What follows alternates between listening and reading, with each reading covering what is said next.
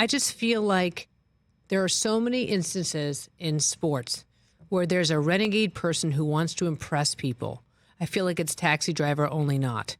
But I feel like there are so many people that basically run off the rails, and this guy seemed to have lofty ambitions of being involved in the Michigan program all the way up to being a head coach. I mean, that's the problem. That's the problem with having any decision coming down. I understand about the morality clause. I get it. But what concerns me, and this is what I said at the beginning of the show, there are these kids who are playing their heads off, and their legacies depend on how they play this year.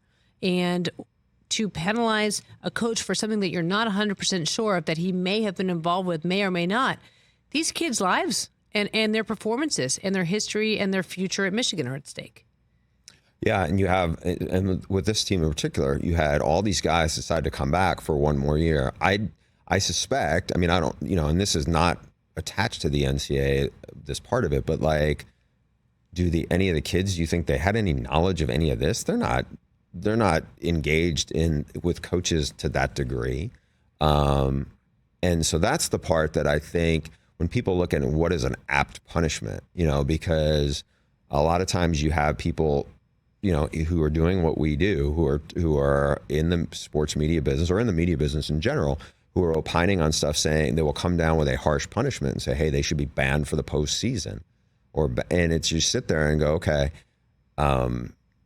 did J.J. McCarthy or did, Mike Sainristil, were they actually have knowledge of this? I mean, they didn't. Right. Yeah, so the part that, and again, this is what I talked about with Rich last week, because this is where I thought it was going and where I heard it might go, was the Jim Harbaugh suspension. Because that, to me at the time, felt more plausible in this regard. At the time, Connor Stalions was a suspended analyst for Michigan. Now he's not on staff anymore, but he had been suspended, and Jim is responsible for him, and Jim is tied to the other stuff. I mean, this is a question anybody can have an opinion on. Do I think if Jim Harbaugh is not the game coach on Saturday against Penn State on the road, or the following Saturday against Maryland, or the following Saturday after that at home against arch rival Ohio State, do I think Michigan could still win? I do. Would it be harder? I would imagine absolutely. But to me, that is the most manageable, workable thing if there's going to be some kind of discipline handed down by Tony Petitti.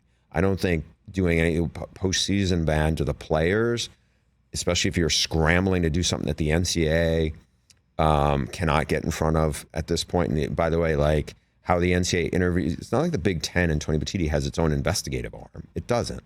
So it's relying on whatever it's getting from other places. And how are they corroborating this? There's a due process piece of this.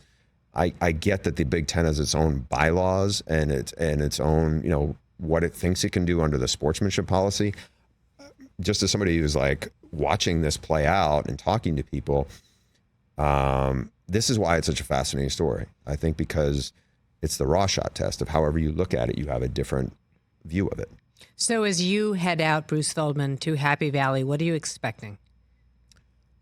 My gut is that Jim Harbaugh may not be coaching on Saturday. I don't know that. We're going to find out probably in the next 18 hours, I would say, which is a weird spot to be, because it's like, how the football schedule works over the course of a week. I mean, it's already Wednesday afternoon, in the Big Ten, and the uncertainty of how this is going forward is still a big TBD. And if he's not the head coach, it's a tough place to play. It's a really talented opponent. If he's not there, now look, they did have 3 games where he wasn't there. They were cupcake games relative to this. I just don't know what the pushback piece from Michigan is. That can you get a TRO or just to block it, to keep him on the field? I mean, I'm not an attorney, and even if I was, I wouldn't be that familiar with their case at this point to know what may be coming out. Catch the Rich Eisen Show every single day on the Roku channel, 12 to 3 Eastern, for free.